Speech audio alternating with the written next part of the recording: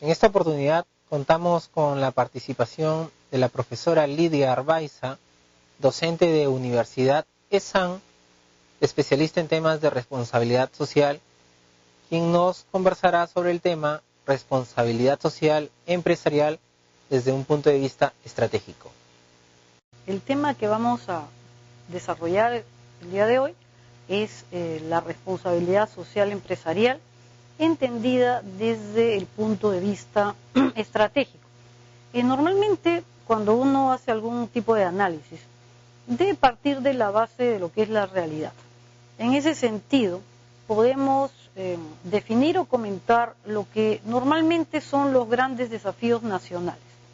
En principio tenemos una variable primordial como es la globalización. En ese sentido, y como lo vemos ahora en los medios, cada vez más estamos afectos a lo que sucede fuera de nuestro país. También hay una segunda variable que es la tecnología. La tecnología nos ayuda también a desarrollar nuevos entornos, nuevas formas de trabajo.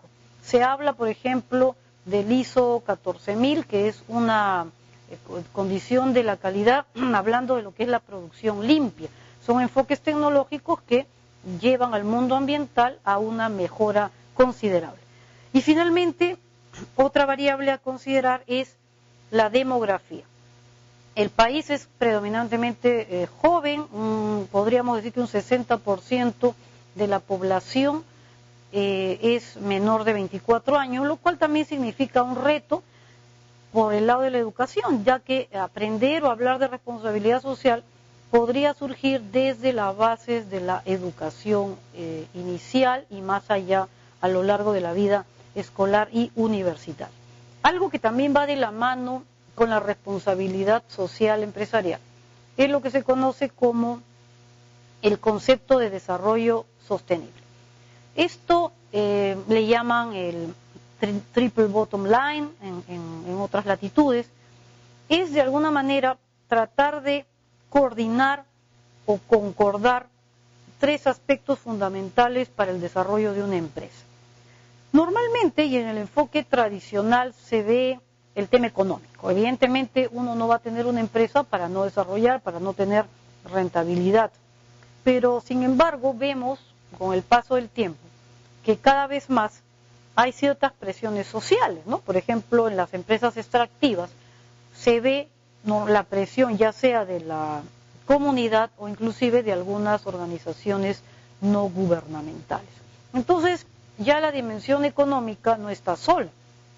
La dimensión económica va de la mano con lo que es el aspecto, por un lado, social, o esa, llamémosle, presión de las comunidades o presión de las localidades en las cuales la empresa tiene una incidencia, ya sea una incidencia para bien o para mal, pero son entornos en los que concurre. La relación entonces de la empresa con la responsabilidad social va muy de la mano con lo que es el trato o la interpretación de la relación con los grupos de interés.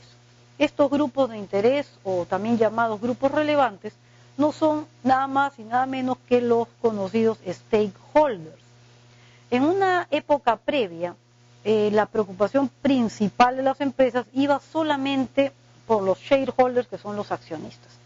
Pero, como digo, por estas presiones que hemos comentado, ya sea del punto de vista de la globalización, de la tecnología o la demografía, vivimos otro entorno. El respeto a estos stakeholders nos lleva a otra manera de dirigir o generar estrategias en nuestras empresas. Un grupo relevante o stakeholder a veces va a tener ciertas expectativas respecto a nuestra organización. Entonces hay una lógica de balance, es decir, ¿qué recibo yo del stakeholder? Y a su vez, ¿qué recibe ese stakeholder de mí? Una definición que a mí me gusta mucho de responsabilidad social empresarial es que es una acción que hacen las empresas, pero que va más allá de lo legal. Hay a veces distorsión de los términos, podemos encontrar diversas manifestaciones o formas, pero en el fondo, a pesar de que ya el concepto está sonando más de 20 años en el mundo, sigue siendo un tema donde las definiciones todavía se están formando. Otro stakeholder es el Estado, la relación con el Estado. ¿Cómo maneja el Estado su rol? ¿No? Si bien casi por definición le compete o le corresponde un rol social, a veces por un tema presupuestal o por un tema de falta de recursos, no puede cumplir en su totalidad esa responsabilidad y termina recayendo en la mano de lo que es la empresa. Tenemos entonces estos grupos internos, estos grupos externos. También usted como empresa tiene una relación con su cliente. Probablemente en el Perú no lo sintamos tanto, pero hay en otras sociedades donde el cliente es muy exigente en términos ambientales. Por ejemplo, si la empresa X ha usado un experimento genético, es probable que en una sociedad que respeta mucho la vida humana y no acepta este tipo de tratos, va a disminuir la demanda de ese producto. Por otro lado, proveedores. Ahí vendría un rol inverso, donde la empresa le pediría a su proveedor que siga probablemente las mismas pautas que sigue ella, ¿no? Entonces, en la relación vemos un eje donde está el proveedor, la empresa y el cliente, pero hay otros ejes también. ¿Cómo estarán llevando el tema de la responsabilidad social nuestros competidores? Y a veces ahí surge algún tipo de presión.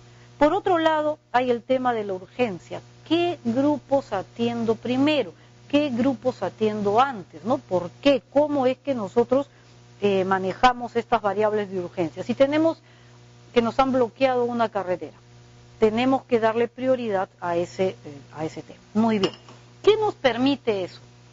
Entendiendo lo que sucede hacia adentro y hacia afuera de la organización, ya definiendo la variable estratégica, nosotros podemos interpretar o generar ciertas opciones.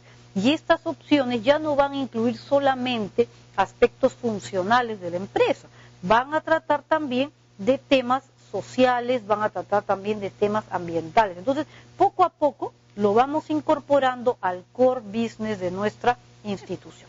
Cuando hablamos de mediciones de calidad, por ejemplo, el ISO 9000 te mide lo que significa la calidad. Pero hay un ISO 14000 que mencioné hace un rato, que nos habla de qué significa la producción limpia, ¿no? Entonces ya hay cada vez más organizaciones que respetan la manera de producir. Y existe ahora, hay una discusión, una conversación en el medio sobre lo que es el ISO 26000, ¿no? Está todavía a nivel mundial en temas reuniones, de proyectos en proceso, de ideas. Inclusive tengo el grato honor de ser una de las representantes de SAN en esta discusión para el ISO 26000, ¿no? Representando evidentemente al Perú.